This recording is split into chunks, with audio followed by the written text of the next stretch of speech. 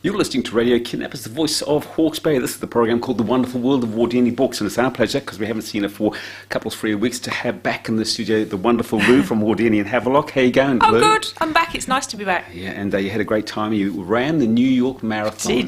We did. As a family, the four of us. Good yeah, so on that you. was pretty amazing. Did you cross the line together? Linked arms? No, because my daughter was way ahead, and then I was in the middle, and the boys did it together. They crossed the line together. Good on them. And a wonderful time was had by all. And look, we were just talking before we came to where you got a great book there, 3 Kiwi books, in fact. And the first one I'm going to talk about is Santa's Worst Christmas. Can you believe Yes. Christmas honours? I know, I love it. I It's love it great. too, yeah. Oh, get really excited about it. So this is a picture book for children. Yep. Or anyone who Yeah. loves Christmas. I'm having an advent calendar. I don't know about you. I love it. Love all of it. So this is actually, there's Hui are Publishers, one of our wonderful publishers in New Zealand, and they as a team have written the book. The publishing team Yes. have written it, which is just great. And it's illustrated by Isabel Joy Tiaho White. And it is about Santa having a big meltdown, really. I bet he does. So, yeah.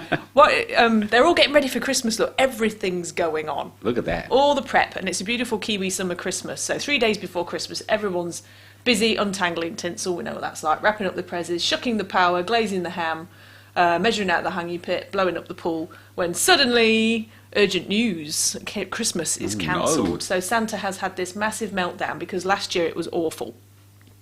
So his computer's crashed, so he doesn't have the who's been naughty and who's been nice list. What's So he going on? can't really proceed from there.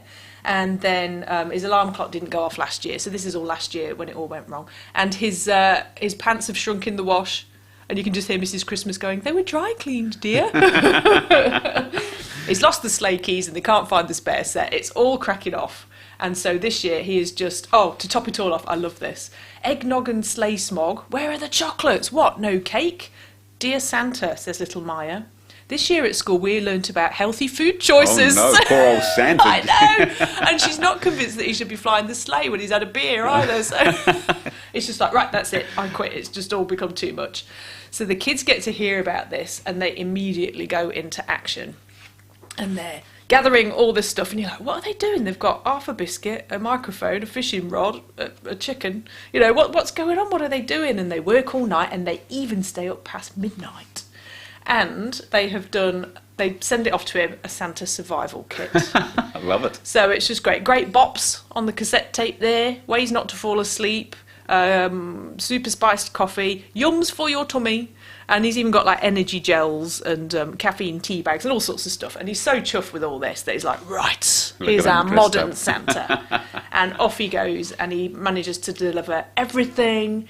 And the kids get a super amazing present at the end of it. I think that's a fabulous, great combination of all the things we love about Christmas and all the Father Christmas traditions, but with a nice modern twist to it. I thought it was great. And a Kiwi twist as well. Definitely, And, we need that. I did. I was looking on your Facebook yesterday, and your dog was saying that his mum had signed off on advent calendars already. That must be you. Yes, that's our puppy. She's got her advent calendar sorted. Next book is called Towards the Mountain. Yeah, this is a bit more sobering than Santa's Worst Christmas. So Sarah Miles is actually from Napier. So this is Alan and Unwin's, I would say one of New Zealand's biggest non-fiction titles of the year. So Towards the Mountain, a story of grief and hope 40 years on from Erebus. So Sarah's grandfather was on that plane, and she was 3¼ years old, and she can remember being at her grandfather and grandmother's house in New Plymouth when the big blue men came. And they were collecting samples and, stuff to try and identify her grandfather. And she grew up with this sort of vacuum of silence around what had actually happened. Most people would know the controversy about the litany of lies with Air New Zealand. So it's not about that, the investigation into Air New Zealand. It's more about the investigation into this family's grief and actually she finds out in minute detail exactly what happened to her grandfather, mostly from, they're on Erebus, they're all dead, and what happened when the police investigation started, how they got rescuers onto the mountain to retrieve their loved ones, and how they got them home and what happened after that. And there are so many things, like her aunties and her uncle in here never spoke to one another about it.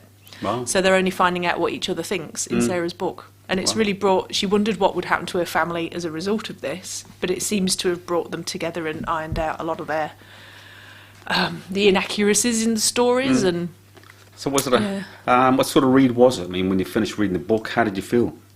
You do feel quite sort of overwhelmed by it, but she's got the last bits are to do with radical hope and the hope that she has found and the things that have come out of it for her family. And the stories, we launched it in Napier on Wednesday, and the amount of big blue men that turned up with all their medals that were there on the mountain. You just look at these people who you could be in the supermarket line with and the things that they've done and the things that they've seen. So she finds these beautiful stories of human beings who are amazing.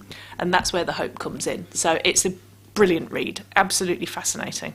Would you give it 10? Yeah, I would. Good on It's you. incredible. She's so eloquent. I'm so impressed with her. Yeah. And the last book we're going to have a look at is called The History Speech. Man, we've got some good writers around here. This Have is we Mark what? Sweet. So this book is set in Havelock North. You can't get any more local than You that, can you? cannot. So this is set in the 60s, provincial New Zealand, and it's really to do with race and sexuality and the things that families do to one another. So I would say, just reading it, I wasn't in New Zealand in the 60s. I wasn't even born in the 60s. But you can just feel small town New Zealand and the way that... so Callum Gow is 11. He goes to Herewith School in this book. And he's done something that makes all the other kids call him names. It's almost like he's sort of almost come out, but he hasn't come out. And he's teased mercilessly, but his parents are going through something. There seems to be this sort of swinging set where the crowd gets together and mum and dad might not be together at the end of the night. It might be with somebody else's mum, it might be with somebody else's dad. So there's all that going on, and he's got lovely neighbours. But this a family business, and Callum's grandfather was in charge of the business, but his father doesn't agree with what the grandfather wants to do, so they're trying to get granddad into a home. So there's all this sort of family controversy, and it's people, but it's all from this 11-year-old boy's point of view, and it's just absolutely fascinating, and more so because it's right here. Yeah, indeed. Yeah. And if we want any of those great books for Christmas, there's only 2 places to come. Yes, 2 books called Wardini books, one in Napier, one in Havelock. We're actually launching this with Mark at Havelock North Function Centre on Wednesday the 23rd, is that right? Wednesday? That would be right, yes. Yeah, at 5:30, so everybody's welcome if they would like to come along. Good on you, Lou. As was our pleasure. You look after yourself. We'll talk to the same time, same place next time. Thank you.